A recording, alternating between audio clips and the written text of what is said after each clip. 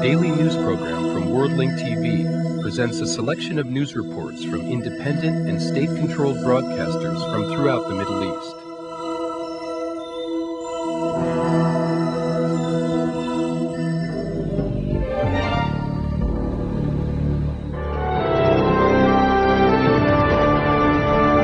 Welcome to the news of the hour from Abu Dhabi Television. U.S. Secretary of Defense Donald Rumsfeld says that Damascus has been conducting chemical weapons tests over the past 15 months, reiterating that the coalition forces blocked an oil pipeline between Iraq and Syria.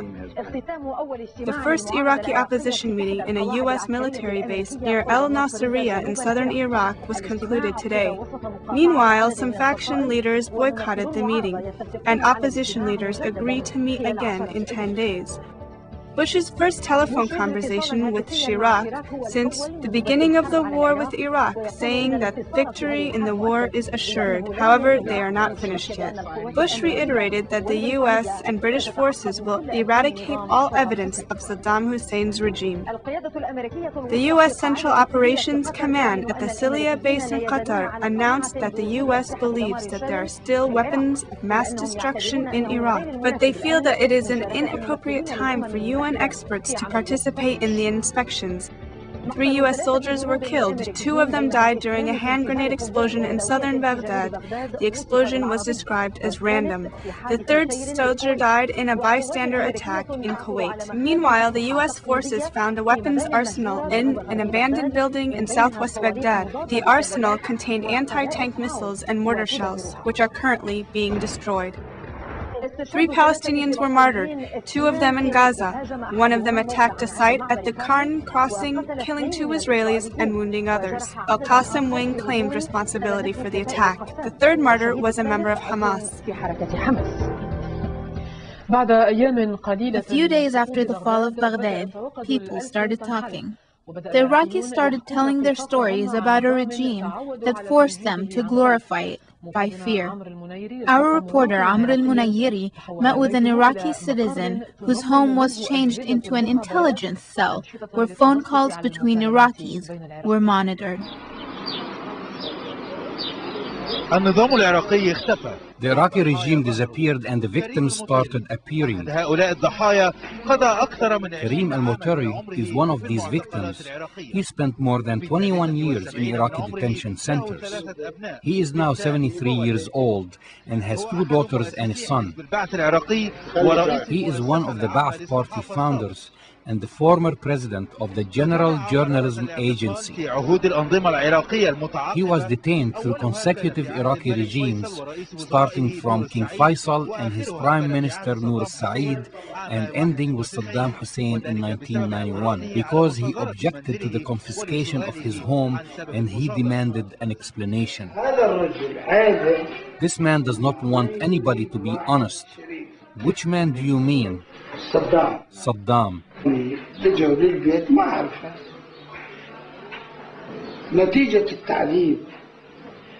When I came home, I did not know it. I was tortured until I no longer could feel my body. They used to put me in solitary confinement.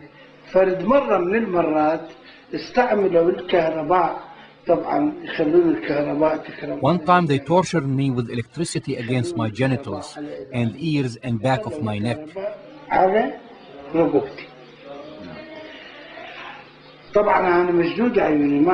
They used to cover my eyes. I only felt the electric current tossing me against the wall.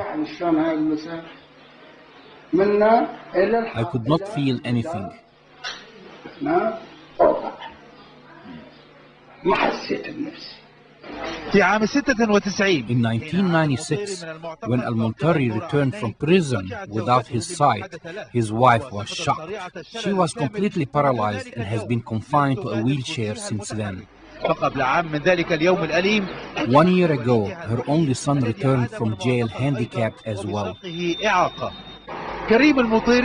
Finally, Karim al-Mutari wanted to return to his home, which was seized by Saddam Hussein many years ago to figure out why it was confiscated. The reason was a surprise. His home was taken over by the regime's intelligence department. This house is close to the Iraqi parliament. Some of the equipment which we inspected were old, but others were modern, including cameras, listening devices, sensitive microphones, and other things.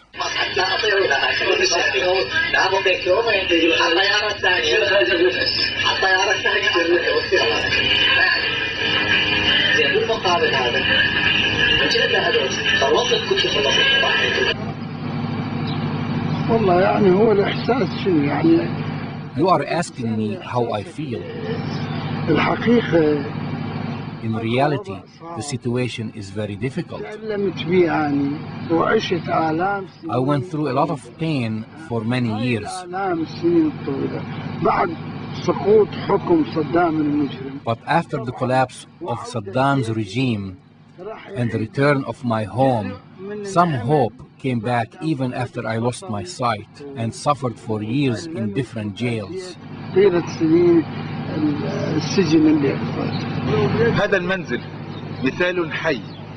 This home is a typical example of what the Iraqi regime used to do. First, they would confiscate the homes, then use them for spying, and then produce tapes to incriminate those who are opposed to the Iraqi regime. Amir Al-Muneri, Abu Dhabi Television, Baghdad.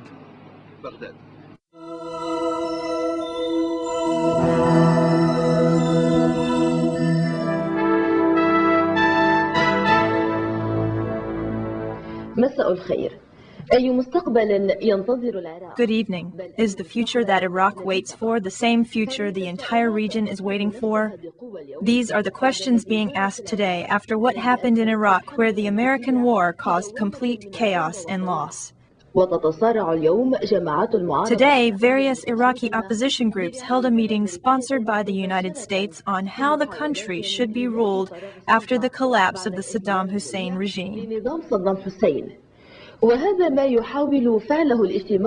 The meeting of opposition groups administered by the United States was held in the city of Ur in Iraq, following demonstrations in Nasiriyah, Baghdad, and other cities, protesting the American occupation and demanding that the Americans leave, especially in light of Washington's appointment of former General Jay Garner as the head of the interim post-war administration.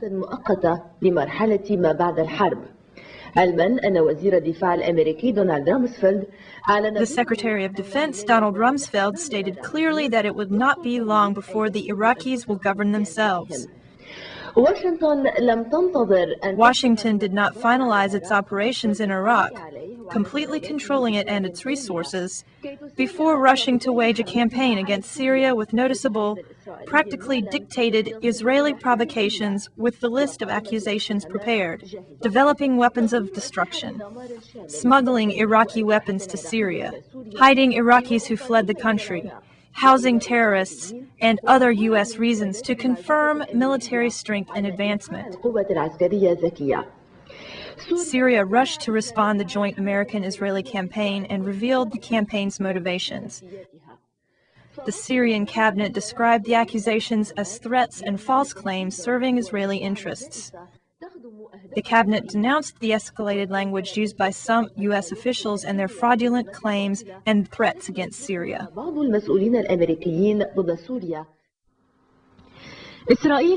Israel, which stands behind Washington's plans for Syria, will not let the opportunity pass through its fingers. However, it entered with force today in line with the aggressive American campaign against Damascus. Israel began to outline demands it intends to pass on to Damascus through the Americans. Israeli Prime Minister Ariel Sharon defined 5 special demands. They are to expel Palestinian terrorist organizations that operate in Damascus, to expel the Iranian Revolutionary Guards from the Bekaa Valley in Lebanon, to end Syria's cooperation with Iran, which allows the transport of arms to the Palestinian Authority and General Palestinian Freedom Fighters of 1948, to move the Lebanese army along the border of occupied Palestine and expel Hezbollah from the area, and to dismantle the network of ground-to-ground missiles which Israel claims Hezbollah uses in southern Lebanon. Sharon labeled the Syrian president as dangerous because he may misjudge the balance of power of Israel like he misjudged the Americans. Sharon called for the United States to place heavy pressure on Syria to carry out its demands. However, this does not necessarily mean going to war, rather using political and economic pressure.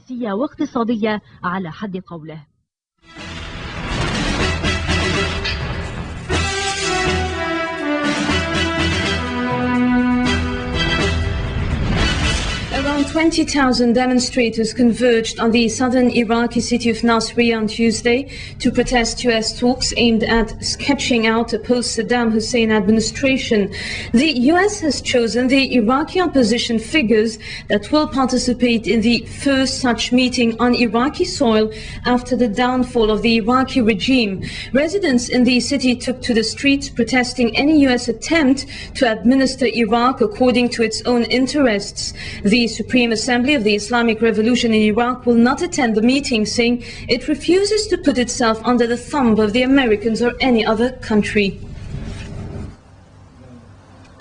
It is a gloomy start for the first Iraqi opposition meeting in Iraq, state managed by the United States, which selected the figures it allured to take part in the talks over the country's future. Some 20,000 of Nasiriyah, the venue of the meeting, took to the streets to protest against the U.S. plans. The U.S. Army had suffered high casualties in Nasiriyah during the first days of invasion. Slogans of yes to freedom, yes to Islam, no to America, no to Saddam reverberated in the center of the southern Iraqi city. Religious figures led the gathering in the mainly Shiite city, where many vowed to oppose the U.S. and British occupation. Iraq's largest Shiite Muslim opposition group based in neighboring Iran has announced it would not attend the meeting. The council said it refuses to put itself under the thumb of the Americans or any other country. We have decided not to participate in these meetings because we told them that there is an Iraqi opposition that has already met in London and agreed on massive issues. Then there were several meetings to the elected committee emerging from the meeting in London, which met at Salah ad-Din. We discussed all the issues in prospect, mainly how to rule the country after the fallout of the Iraqi regime. The big tent meeting at Tal Air Base in Nasiriyah will bring together representatives of Kurds, Sunni and Shiite Muslims, as well as exiles who have lived for years outside Iraq. The gathering comes after senior U.S. officials said a U.S.-led interim authority to govern Iraq would be up and running within weeks. Retired U.S. General Jay Garner, who was expected to lead an interim administration in Iraq, was to preside over the meeting, but will later return to Kuwait. The United States was expected to lay out its vision of a post-Saddam Iraq. Garner said he would like to transition elements back to the Iraqis within 90 to 120 days. But Major General Tim Cross, the British Iraqi administrator, said he expects the establishment of an administration in Baghdad within 2 weeks. However, he rules out the formation of an elected Iraqi government within 6 months. The list of invitees has not been made public, and the meeting was being held under extremely high security. Ahmed Chalabi, who heads the Iraqi National Congress and has been tipped as a future leader, was sending a representative in his place. Chalabi has backing from only parts of the U.S. administration and remains an unknown quantity for most Iraqis. He insists he is not a candidate for a post in the interim administration to be run by Garner. In more demonstrations, thousands of Iraqis chanting no to Saddam and no to America have taken to the streets of Iraq's holy city of Najaf in what they called a show of unity. In one of Baghdad's hospitals, 12-year-old Ali is still lying in the hospital suffering from serious burns and the loss of his family. Ali says he is not sure how he will be able to cope the pain sustained as he was being liberated by a U.S. missile during the so-called Operation Iraq Freedom. The report you are about to see contains scenes that could hurt sensitive audiences. Ali Ismail Hassan, this 12-year-old Iraqi boy, is a witness of the fake U.S. slogans of human rights and freedom. Ali's condition symbolizes what Iraqi civilians have truly been through due to the U.S.-led aggression, an aggression that did not spare the lives of neither women nor children nor elderly people. Al-Manar channel's camera was the first to visit Ali after he was burned some 3 weeks ago by one of the U.S. Liberation missiles that hit his house and killed his family of 9 members, as well as his unborn brother and his mother. But then Ali was not aware that he bitterly became an orphan. His father, his mother, his brothers and sisters were all killed, or should we say liberated, by a U.S. missile. كنا نايمين احنا بالبيت كان يضربون علينا صاروخ كان يقطم ايدي قتل ابويا وامي واخويا امي حامل 5 أشهر. Ali describes his physical pain due to the loss of both his arms and the severe burns in his lower part of his tiny body. He did not forget to express his psychological pains that need not to be commented on after he lost his family members. Mountains could not stand his pain, says Ali. أنا أريد ديان أما أشتغل به وأروح لأخواتي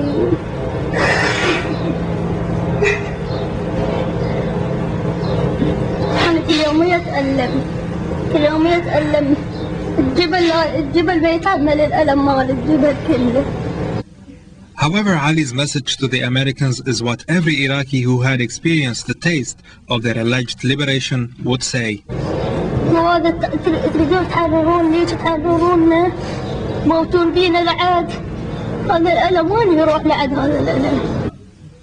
Ali is lying in the Rasafa hospital east of Baghdad. This hospital became his little world, waiting for someone to come and take him someplace for a proper medical treatment before blood rottenness becomes more serious and threatens his life even more. Till now, he's been 30 to 21 days, to 3 weeks. He's in a good general condition. So I managed to keep him alive till now. Anybody who volunteered to take him away abroad by an aeroplane, he's welcome. Until this call finds a listening ear, Ali will be spending his time with his sorrows and tears that find no one to wipe them off except for a caring nurse that eventually would not be able to replace his late mother's care and compassion. On the third day of continuous Iraqi demonstrations against U.S. invaders and the inhumane conditions in which they are living, hundreds of Iraqis have staged another demonstration on Tuesday outside the Palestine Hotel, expressing fears about the security situation in the capital and chanting no to colonialism. Meanwhile, U.S. forces did not lend their ears to information on underground prisons where inmates were left without food and water for nearly a week.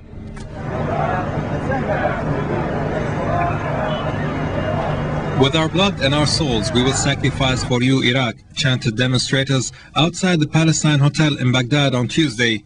Iraqis for the third straight day did not hide their anger at the U.S. forces now occupying their capital since a week. They blamed the U.S. occupation for the chaos, destruction and lawlessness that spread throughout the city, which is still without electricity or water. Some held pieces of paper saying no to the Ba'ath Party, we want free elections, and no to colonialism, in a strong message to the invaders, which apparently feel a mounting anti-U.S. feeling.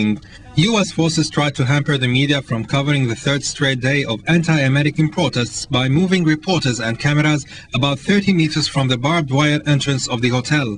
A day earlier, Iraqis have spontaneously expressed their political visions in Baghdad through a public demonstration, which U.S. forces tried to block, particularly when demonstrators demanded a national government in an Islamic framework.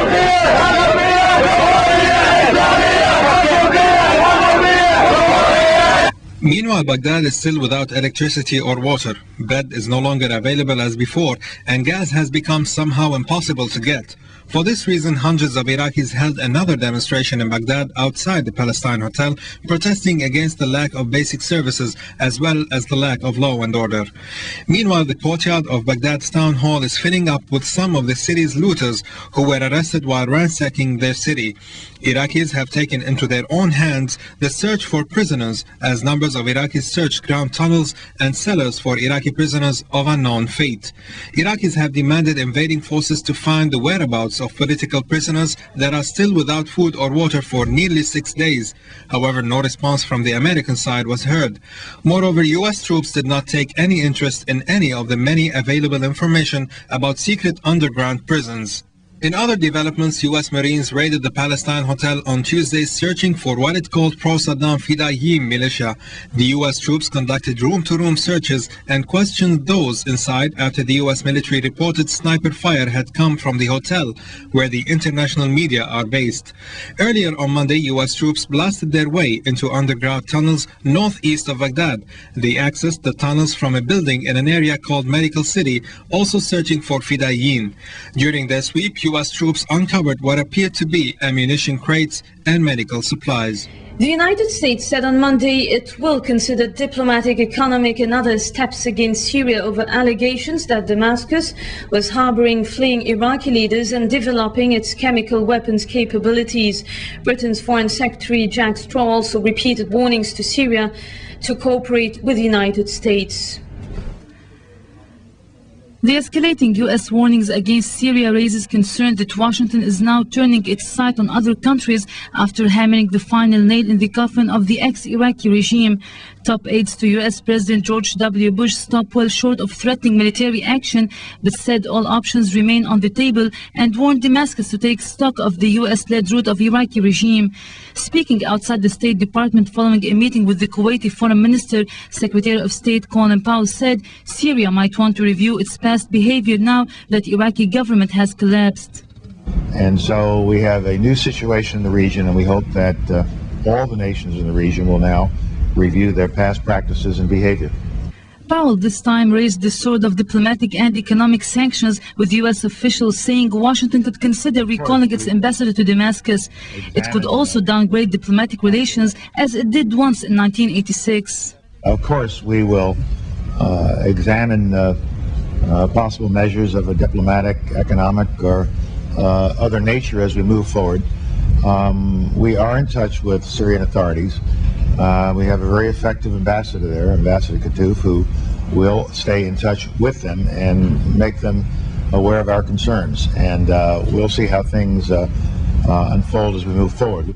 U.S. Defense Secretary Donald Rumsfeld, also speaking after a meeting with the Kuwaiti Foreign Minister, claimed Damascus had conducted a chemical weapons test during 12 to 15 months and that it allowed Syrians and others to enter Iraq with arms. Exploiting the U.S. accusations, Israeli Prime Minister Ariel Sharon called for the United States to put very heavy pressure on Syria. He laid down a list of demands for Washington to present to Damascus, notably the ouster of Palestinian resistance groups based in the Syrian capital and the expulsion of Hezbollah and Islamic resistance, which represents the deterrence force against any Israeli aggression from Lebanon's border.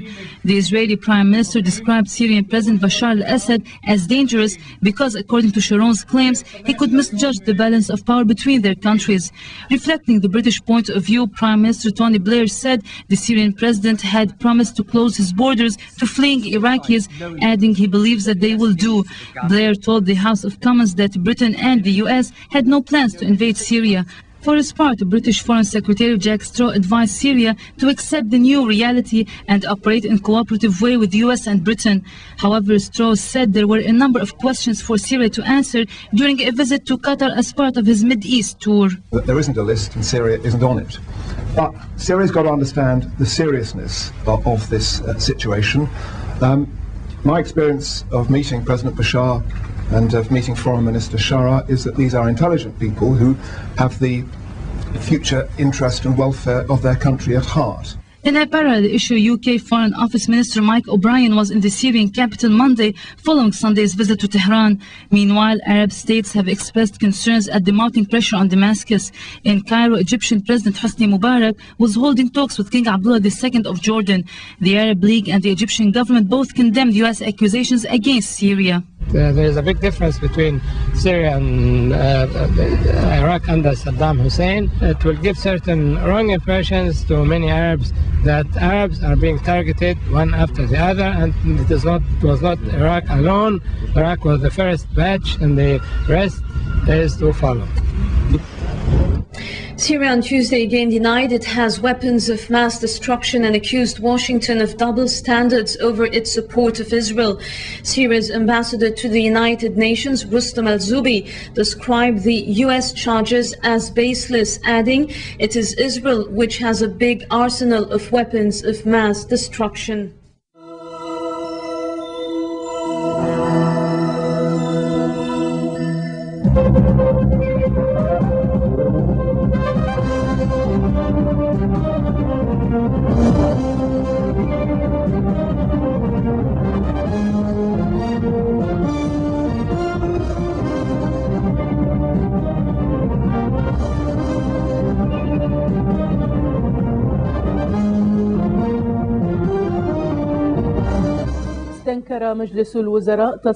Today, the cabinet denounced the United States' escalated language and fraudulent accusations to Syria. The U.S. claims attempt to affect Syria's resistance, national views, and their compliance with international law.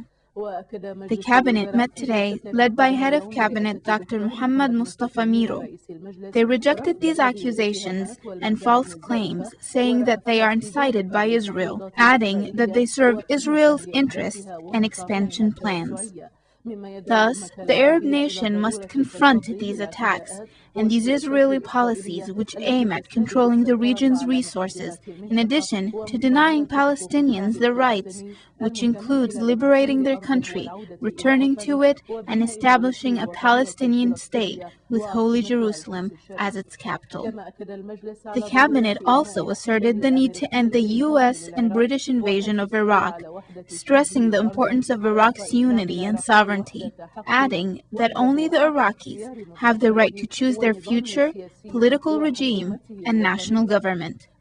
During their meeting, the cabinet congratulated the Syrian president, the armed forces, the men of the national revolution, and the entire nation on the occasion of Independence Day, the day of national sovereignty, conveying their rejection to invasion, resistance to aggression, and glorifying heroism and sacrifice in defense of Syria's sovereignty, independence, and the pride of the entire Arab nation. In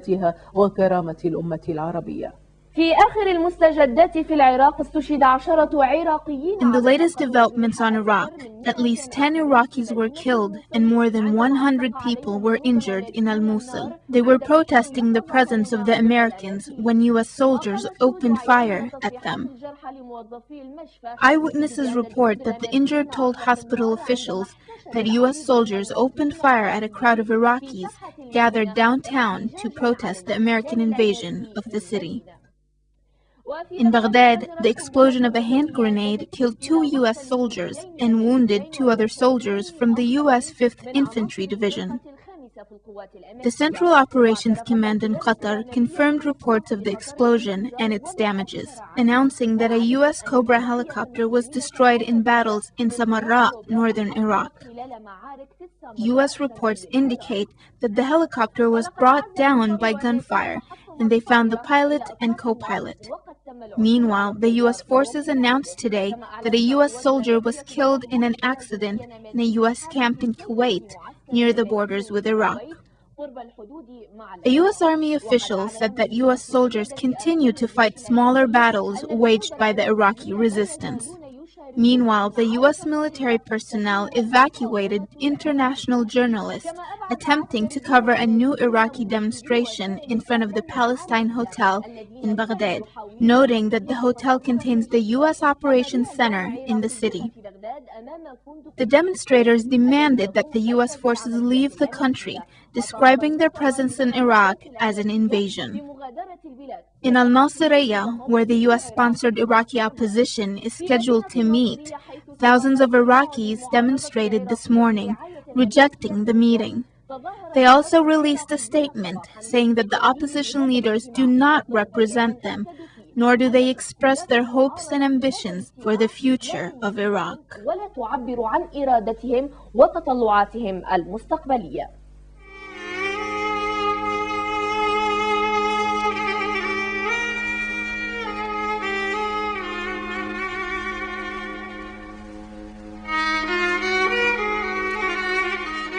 Mosaic, is made possible by a grant from the John S. and James L. Knight Foundation, which promotes journalism excellence worldwide and invests in the vitality of 26 U.S. communities, and the William and Flora Hewlett Foundation.